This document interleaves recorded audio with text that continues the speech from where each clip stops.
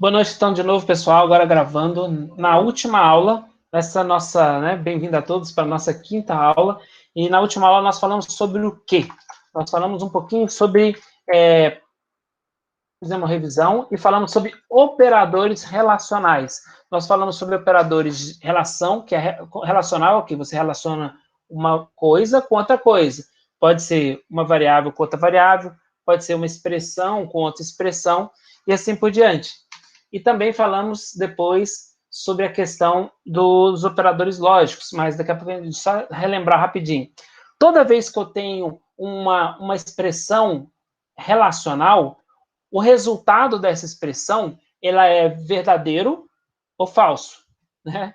Ou é 0 de falso, ou é 1 de verdade. Então, por exemplo, quando a gente viu na aula passada, A igual a 5, B igual a 8, duas variáveis. Então, A aqui igual a 5, B igual a 8. 5 é igual a 8? Falso. Ele retorna falso. A é menor que B? A é 5, B é 8. 5 é menor que 8? Verdade. Então, ele retorna sempre uma questão de verdade ou mentira. Os operadores lógicos, eles comparam, tá? E ou o não a gente não está falando por enquanto, para a gente pegar um pouquinho mais leve. Normalmente, o operador lógico E, ele dá a ideia de mais restrição, de ser mais restritivo. Restritivo como, professor? Vamos lá. Pensando num homem, né? O rapaz pode pensar assim, eu queria uma namorada, mas minha namorada precisa ser alta e loira e ter olhos azuis. Percebe como é restritivo? Não, professor, não percebi. Tá, se a moça for só alta, não vai servir para ele, porque ele pediu alta e loira e olhos azuis. Só é alta? Não resolve, porque ele quer que ela atenda esses três requisitos. Isso é um indicador lógico E, ele é restritivo. Outro exemplo, eu chego assim num barzinho, não, numa padaria, e falo assim, eu quero chocolate e um pão de queijo. A pessoa fala assim, eu só tenho chocolate. Ele fala assim, você não me entendeu, eu quero chocolate e pão de queijo. Ela fala assim, eu não tenho pão de queijo, então não me atende. Eu quero chocolate e pão de queijo. Os dois. Um só não me resolve, tá? E a lógica ou? A lógica ou eu chamo ela de abrangente, porque a lógica E, ela delimita, ela é difícil você conseguir atender a lógica E, né? Por quê? Porque, na verdade, nós temos 4 possibilidades para duas variáveis e somente um conjunto de possibilidades atende, somente 25% das opções, das possibilidades atende. Daqui a pouco eu mostro para vocês o quadro lógico. Já a estrutura ou é o contrário, ela é abrangente. Por que é abrangente? Vamos supor agora, para a gente não ser machista, e temos uma dama no nosso meio, se for uma mulher e ela quer um namorado. Então ela fala assim, eu quero um homem alto, forte e rico. Alto, e forte e rico. Tá. Se o cara for só alto, não atende, é restritivo. Né? Restringiu, tem que ser os três, tem que ser alto, tem que ser forte e tem que ser rico, porque a lógica é, tá? E agora pensando no mesmo exemplo da lanchonete. Se a pessoa entra lá e fala assim, olha, eu quero pão de queijo ou um pão na chapa. A pessoa pode falar assim, eu tenho só pão de queijo. Beleza! Por quê? Eu quero pão de queijo ou pão na chapa. É um ou o outro. Se tiver os dois, beleza. Se tiver só pão de queijo, beleza. Se tiver só pão na chapa, beleza. Qual que é o único que não atende? Se eu não tenho pão de queijo, nem pão na chapa. Aí, não atende. Tá? Então, o operador lógico é muito importante. Gente, nossa, professor, mas isso é muito bobo, né? Não tem nada a ver. Gente, vocês usam isso o tempo todo na vida de vocês. É que vocês não percebem, mas o tempo todo vocês estão fazendo esse tipo de pensamento lógico. E aí é tão automático, o seu cérebro ele faz isso tão rapidamente, tão intuitivamente, que você nem percebe. Às vezes você senta num lugar e fala assim, aqui, será que tem... eu quero ver um filme. Vamos pensar numa melhor, né? Você levanta de manhã e fala assim, eu vou tomar café e depois um suco. Suco e café, por exemplo. Na cabeça sua se expõe isso, suco e café, eu quero os dois. Né? Só suco, eu queria suco e café. Só café? Não, suco e café, suco e café. Ou depois você entra, você levanta e fala assim, eu vou vestir uma bermuda ou uma calça. Percebe? Nesse caso, não vale os dois, né? É um ou outro. E assim por diante. Vocês fazem várias vezes essa lógica na cabeça. E aí, qual que é a grande jogada, né? É você associar operador lógico e operador relacional. Então, você vai ter os operadores lógicos junto com operadores relacionais. E isso quando que a gente usa de forma gigantesca? Estruturas de decisão ou estruturas de repetição, tá? E aí, nós, só para relembrar, algo muito importante, extremamente importante, que é da matemática, mas é também da lógica, tá? O que vem primeiro? Os operadores lógicos, deixa eu ver também, que tem um lugar que eu falo a sequência, né? Quem que tem que vir primeiro? Não, cadê? Aí, a sequência, daqui a pouco eu falo disso. Aqui é a tabela de verdade que eu falei para vocês, né? A tabela OU. Se você tem verdade em uma variável ou verdade na segunda, vai dar certo. Verdade ou falso da verdade, falso ou verdade da verdade, que eu falei para vocês. É um ou o outro. Eu quero pão de queijo ou pão na chapa. Eu tenho pão de queijo e pão na chapa. Beleza, eu tenho só pão na chapa. Beleza, eu tenho só pão de queijo. Beleza. Quando que é falso? Quando nenhuma das duas atende. Aí eu não tenho pão na chapa e não tenho pão de queijo. Pé, aí não dá. Já o operador da lógica E é o contrário. Não é que é o contrário, ele é mais restritivo. O que é restritivo? Ele é mais exigente. Por quê? Eu quero pão de queijo e pão na chapa. Eu tenho só pão de queijo. Pé, não. Eu tenho só pão na chapa. Pé, não. Eu não tenho pão de queijo nem pão na chapa. Não. Quando que dá certo? Quando eu tenho pão de queijo e pão na chapa. Quando os dois são verdadeiros, a resposta vai ser verdadeira. Então, você consegue perceber, ó, verdade, verdade, verdade. Em todas as outras possibilidades, é falso. Então, nesse caso aqui, você tem 25% de chance de atender. Somente uma em 4 opções atende. Já nesse primeiro aqui, você, de 4 opções, 3 atende. 75%, 3 em 4 atende. Gente, desculpa, né? Minha unha está bem suja, porque hoje eu fiz um trabalho de campo e ainda não consegui tirar essa sujeirada aqui. Desculpa. Mas, enfim, dentro disso, tem uma questão de prioridade. Isso normalmente gera muita confusão, as pessoas têm dúvida, e eu gosto sempre de reforçar. Qual que é a prioridade para a solução de uma expressão algébrica? A primeira são os operadores matemáticos, aritméticos, né? Seguindo a ordem de precedência indicada anteriormente. Qual que é a ordem? Primeiro, multiplicação e divisão. Segundo, soma e subtração. Lembrando que o parênteses tem prioridade também, né? Segundo, operadores relacionais. Então, depois que você fazer a matemática, você vai para a relação. Maior, menor, igual. Terceiro, operador lógico não, que a gente ainda não vai fazer. Quarto, operador lógico e. Tá? Esse é o quarto. E o quinto, operador lógico ou. Tá? Na aula passada, a gente fez alguns testes aqui. E aí, vamos para a aula de... falamos um pouquinho da estrutura de decisão se, né?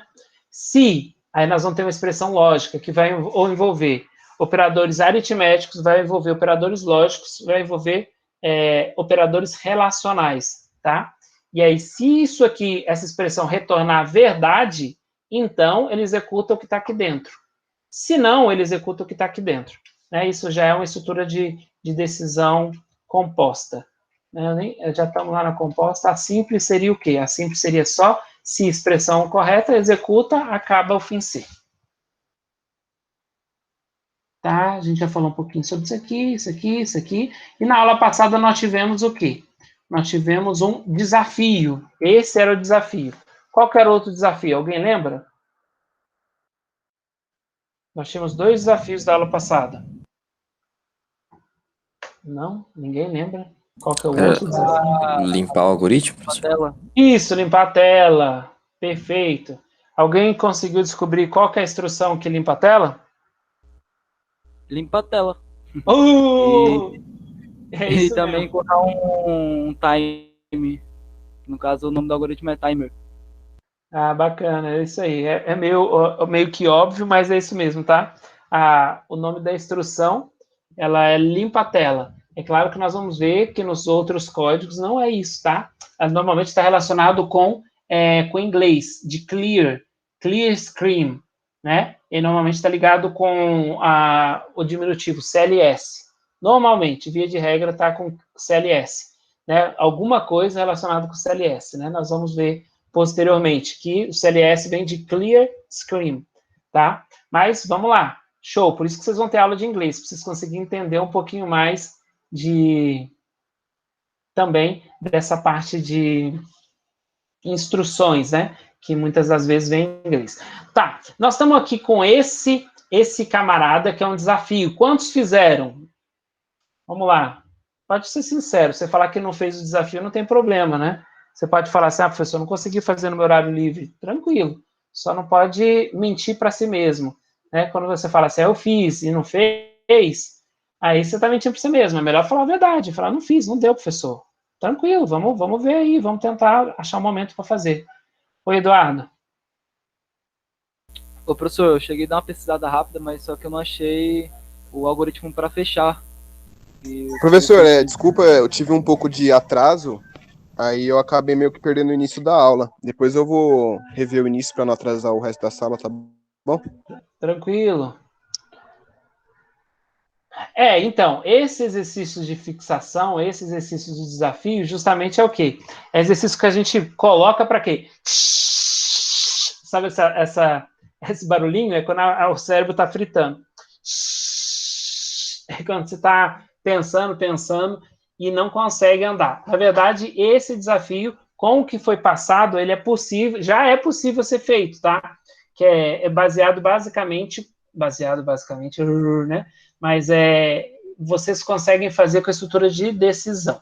Mas, contudo, todavia, entretanto, era justamente para quê? Para despertar vocês. Despertar o quê? Gente, a gente está aprendendo um negócio bacana e tem infinidade de coisas que eu posso fazer com esse negócio bacana. O que é esse negócio bacana? Por exemplo, entrada de dados, saída de dados e agora estruturas de decisão, tá? Hoje nós vamos abordar, eu vou passar uma lista de exercícios que a gente vai subir gradualmente, tá? Em cada um, vamos relembrar os exercícios da as aulas passadas, né? Lucas e Luciano, estejam atentos a isso aí. E vamos evoluir até dar condições para vocês fazerem isso. E vamos começar a dar condições para vocês fazerem algo do projeto também. O projeto tem entrada de dados? Tem. O projeto tem escrita, saída de dados, né? Apresentar na tela? Tem. O projeto tem estrutura de decisão? Tem. Aí o que nós vamos fazer? Nós vamos. Jimmy Neutron. Apesar de gostar dele, eu posso ter feito sem querer, IDEC. Assisti já coisas dele, né? Mas, gente, nós vamos precisar fazer o quê? Nós vamos começar a montar o menu do seu sistema. Você tem que fazer um sistema para uma loja de autopeças. Lembra? Remember? É isso aí. Precisamos fazer um sistema. Esse é o final, lá na frente, o que nós vamos entregar na última fase. Então, nós precisamos começar a enxergar mais. E uma das coisas que nós vamos fazer é o menu, né? Precisa ter um menu, o meu sistema. E o menu, ele se baseia também na estrutura de decisão, tá bom? Mas nós vamos começar mais devagar. O que nós vamos fazer na aula de hoje? Eu vou passar para vocês uma listinha de exercícios, tá? São 4 exercícios, sendo que esse último aqui a gente já fez algumas vezes alguma coisa parecida, tá? Mas aqui eu vou colocar algumas coisas mais vão aumentando, assim, né? O grau de dificuldade, vamos colocar assim, tá? Isso aqui tem a ver com faltas, tá bom? Eu estou falando de notas só N1, N2 e falta, então isso não tem a ver com a nossa estrutura hoje, como que a gente está funcionando. Foi só uma ideia que eu tive aqui, voltada para uma estrutura de uma escola, tá? E aí a gente vai fazer. Mas, inicialmente, nós vamos fazer o quê? Nós vamos fazer essa lista, começando com o primeiro exercício, que é muito simples, não é simples, nós já fizemos alguns parecidos, depois nós vamos para o segundo, o terceiro, e por fim o quarto. Mas eu vou dar um tempo para vocês, e a gente vai fazendo e depois resolvendo. Não vou deixar vocês, né? A ideia é não deixar vocês fazerem todos. É claro que se uma pessoa começar a fazer e já acabar e o pessoal ficar, você pode ir fazendo, né? Até chegar no desafio, e se você chegar nesse último desafio e concluir, beleza, e você volta para o outro desafio, que é o desafio do final da aula passada. Se você já tiver concluído, aí você pode ajudar alguém do seu grupo que ainda não tiver concluído. Essa é a ideia também de trabalhar em grupos, tá bom? Então, vamos fazer o seguinte. Eu vou colocar isso no grupo da sala, mas eu sei que nem todo mundo está no grupo da sala. Eu vou colocar também na plataforma Liga Online, tá bom? Então, a ideia é o seguinte, são 19h46. Vamos pôr 19h47, então. 19h47. Eu vou dar para vocês aí até para a gente fazer o primeiro exercício, tá? Claro, como eu disse, se você já acabou, pode continuar, mas o primeiro exercício para a gente corrigir, vamos fazer até as 20h05. Não, 20 não. Até as 19h55. 19h55, temos aí 8 minutos, tá? 19h57, 10 minutos para a gente fazer o primeiro. Já vai dar 9 minutos já, até eu colocar e disponibilizar para vocês.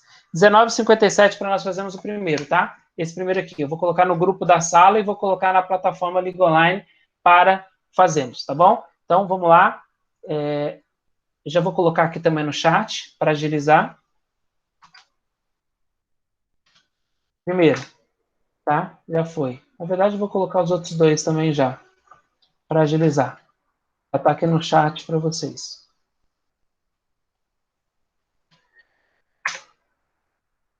Tá? Então, vamos lá. Vou fechar aqui a gravação, para não ficar esperando, né? E aí a gente vai...